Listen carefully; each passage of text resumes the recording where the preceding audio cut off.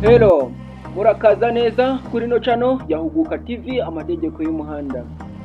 Turagarutse rero no ku kizamini cyo guhunga inzitizi.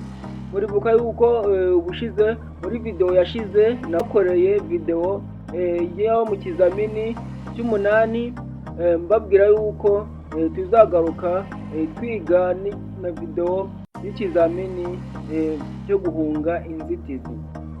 Reka rero turebere hamwe video y'ikizamini cyo guhunga inzitizi. Ndaza kubaha ubusobanuro burambuye mu kizamini cyo guhunga inzitizi. Wowe mushyashya ugitungukira kuri no channel, banza ukande subscribe, nawe wakande subscribe, reba yuko video yose nasize kuri no channel waba warayirebye kugira ngo utaba waracitwe n'amasomo yaciye kuri no channel. Reka dukomeze rero, ngiye kubasomera ikizamini mu buryo bworoshye kugira ngo ese nawe wakibaza ati ese iki kizamini umuntu agikura he. Itegereze neza uri buze gusobanukirwa akantu ku kandi.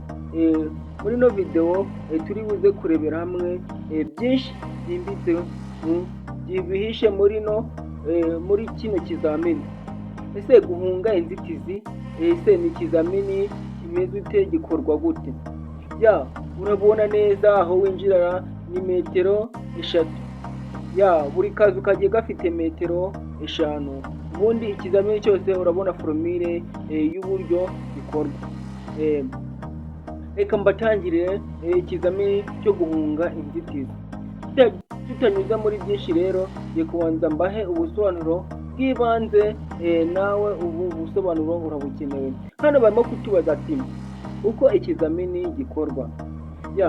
Gukora ikizamini asabwa gukora ibi bikurikira: gukomeza mu cyerekezo cyerekanwa n'ibyapa bishushanyije hasi. 2. Kudakoza ipikipiki ku mirongo yo ku mpande. 3.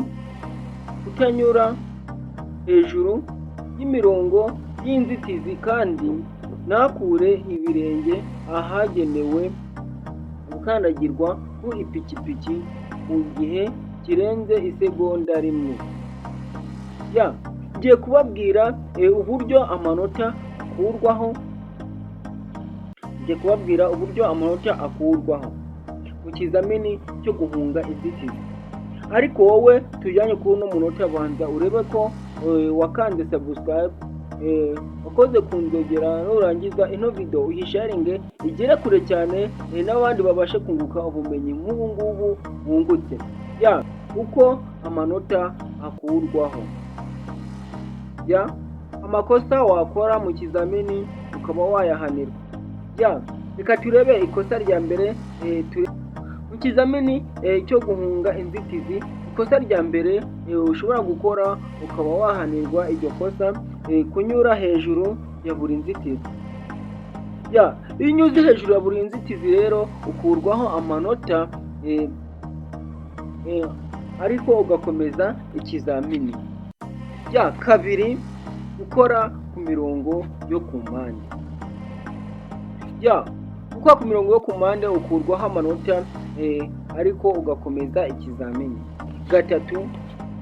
Gukura ibirenge aho bigomba kuba bikandagiye ku ipikipiki mu gihe kirenze isegonda rimwe. Ukurwaho amanota, ariko ugakomeza ikizamini. Babwira yuko ngiye kubakorera n'indi video y'uburyo ushobora kunyura mu kayira gafunganye. Ngiye kubakorera indi video yo kunyura mu kayira gafunganye. Rero ntuze gucikwa, ndaza kujya mbaha episode uburyo zigenda zikurikiranye uko ikizamini gikorwa. Rero nawe utarakanda subscribe kugira ngo izo video zo kujya zigucika, banza ukande subscribe, ukore kunzogera, nurangiza ukore kuri ino video ugibona mu bambere. Kandi mwibutsa gusharinga ino video igere kure cyane. ushobora kuba ugira ikibazo cyangwa se ugahura n'ibibazo bigiye bitandukanye mu bijyanye no kuba wakiyakira kode, mu bijyanye no kuba wabona kode wowe wabonye provisoire, ukaba ukeneye kwaka kode yo mu Busanza, kode yo mu ntara kugira ngo ushake perime kategori yawe.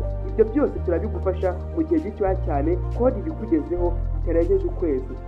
Andika kuri izi nimero ziri kuri screen yawe, unyandikire kuri WhatsApp maze ngufashe.